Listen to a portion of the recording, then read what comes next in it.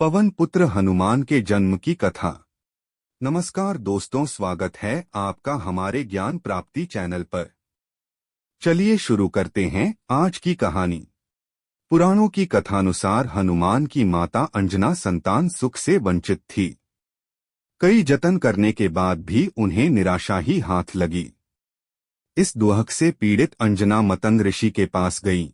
तब मंतग ऋषि ने उनसे कहा, पप्पा, सरोवर के पूर्व में एक नरसिंहा आश्रम है, उसकी दक्षिण दिशा में नारायण पर्वत पर स्वामी तीर्थ है, वहां जाकर उसमें स्नान करके 12 वर्ष तक तप एवं उपवास करना पड़ेगा, तब जाकर तुम्हें पुत्र सुख की प्राप्ति होगी। अंजना ने मतंग ऋषि एवं अपने पति केसरी से आज्ञा लेकर तप किया था। 12 वर्ष तक केवल वायु का ही भक्षण किया। तब वायु देवता ने अंजना की तपस्या से खुश होकर उसे वरदान दिया, जिसके परिणामस्वरूप चैत्र शुक्ल की पूर्णिमा को अंजना को पुत्र की प्राप्ति हुई।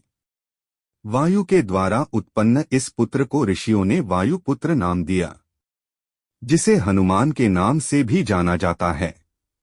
हनुमान के पुत्र मकरध्वज के जन्म की कथा। हनुमान वैसे तो ब्रह्मचारी थे, फिर भी वो एक पुत्र के पिता बने थे। हालांकि यह पुत्र वीर्य की जगह पसीने की बूंद से हुआ था।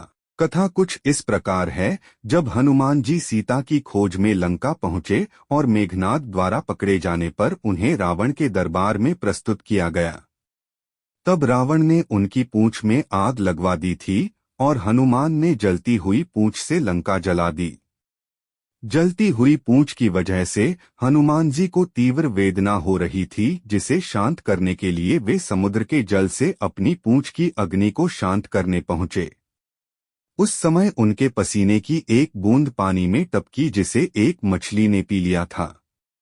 उसी पसीने की बूंद से वह मछली गर्भवती हो गई और उससे उसे एक पुत्र उत्पन्न हुआ, जिसका नाम पड़ा मकरध्वज। मकरध्वज भी हनुमान जी के समान ही महान पराक्रमी और तेजस्वी था। उसे अहिरावण द्वारा पाताल लोक का द्वारपाल नियुक्त किया गया था।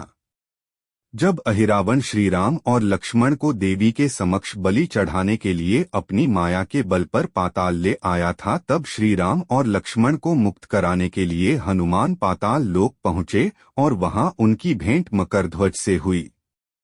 तत्पश्चात मकरध्वज ने अपनी उत्पत्ति की कथा हनुमान को सुनाई। हनुमान जी ने अहिरावण का वध कर प्रभु श्रीराम और लक्ष्मण को मुक्त कराया और मकरध्वज को पाताल लोक का अधिपति नियुक्त करते हुए उसे धर्म के मार्ग पर चलने की प्रेरणा दी। ऐसी ही मजेदार वीडियो देखने के लिए चैनल को सब्सक्राइब करें।